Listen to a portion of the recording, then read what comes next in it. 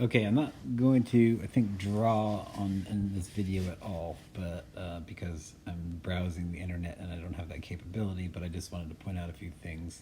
So if you remember back, you all got very proficient at using Desmos to figure out lines of best fit, and we were using the formula for the linear line of best fit, but I think you also experimented a little bit with what an exponential or quadratic curve of best fit would look like. So that's what's already pre-populated in here for you. So I just wanted to point out what you can find for yourself if you're looking at this tutorial. So for example, on number 103, you can expand the Desmos graph, and it has the data points already in here for you. You can see them there in green. And the blue line of a linear line of best fit is already here for you. And you can see the parameters, the slope of negative 0.5, the y-intercept of 15, and what the r squared and r values are. And so that looks like it could be pretty linear. But also, if you can see down here on line 10, they've included for you what a exponential curve of best fit would look like in Desmos. So there's a formula.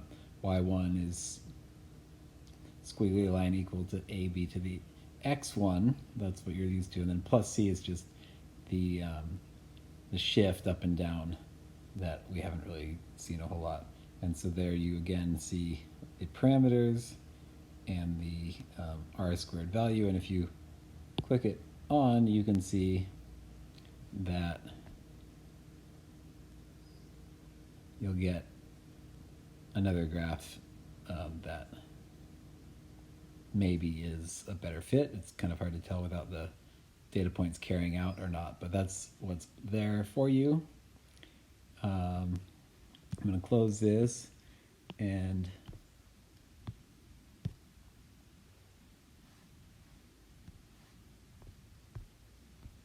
I'm going to try and close. There it is. Okay. And so you can see that on the next problem, 104, there's also another tool that you can expand. And I just wanted to point out that there's a hint down here that you can, it gives you the formula on line 10 there of how to put in the exponential regression, and then I thought somewhere else in there that shows you how to do a quadratic regression, but I don't think you need it for this particular problem. So there's just a few hints about what you're looking for. And then the last thing I'll say is on number 108, which is the third problem you're practicing, there is no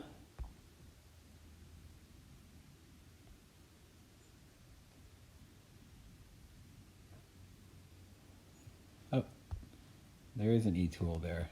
Okay, so it's already built in there for you also, so that's great. I think, or maybe you have to enter your own data. Anyway, use the e-tool, and if you need to remember what those equations are, how to punch them in for Desmos, go back to the previous problem formulas, and maybe you can copy and paste, or just write it down and paste in what a exponential regression model or the formula would look like for Desmos. So I hope that gives you a little bit of hints about where to go with this, and hope you're all doing great.